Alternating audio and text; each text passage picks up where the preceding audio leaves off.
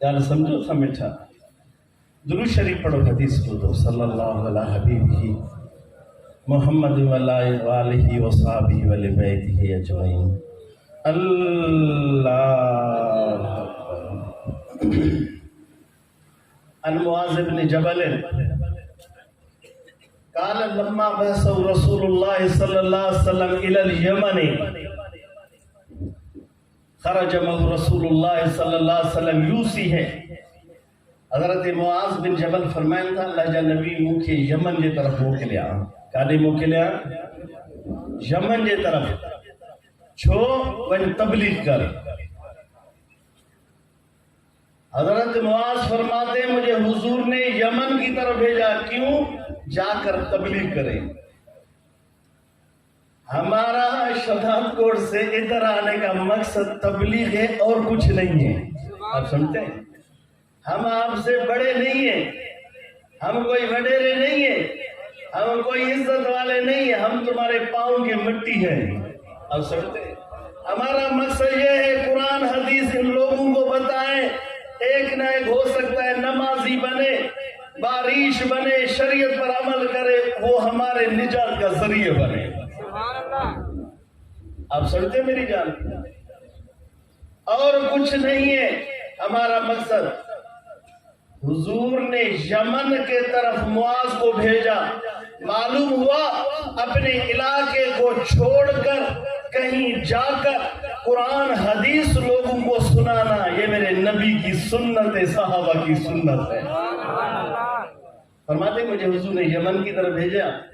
खरज मअहु रसूलुल्लाह सल्लल्लाहु अलैहि वसल्लम यूसी है। हुजूर ने क्या किया?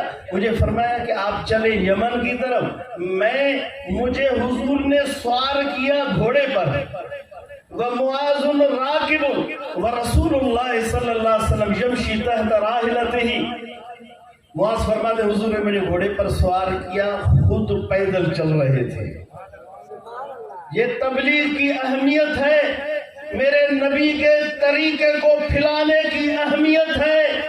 मुबल्लिग की वो शान है, मेरे नबी उसे घोड़े पर सवार कर रहे हैं और फजीलत बता रहे हैं। जो कुरान सुन्नत का काम करता है उनकी वो शान है। मेरे नबी पैदल चल रहे हैं, उस मुबल्लिग को मुआज़ को घोड़े पर सवार कर रहे हैं।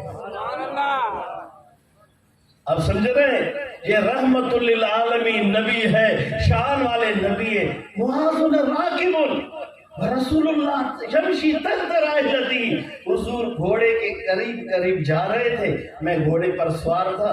हुजूर मुझे वसीयत फरमा रहे थे, मुआज़ तबलीग करना, मुआज़ लोगों तक कलमे को पहुंचाना, मुआज़ कुरान की बात करना, मुझे वसीयत फरमा रहे थे।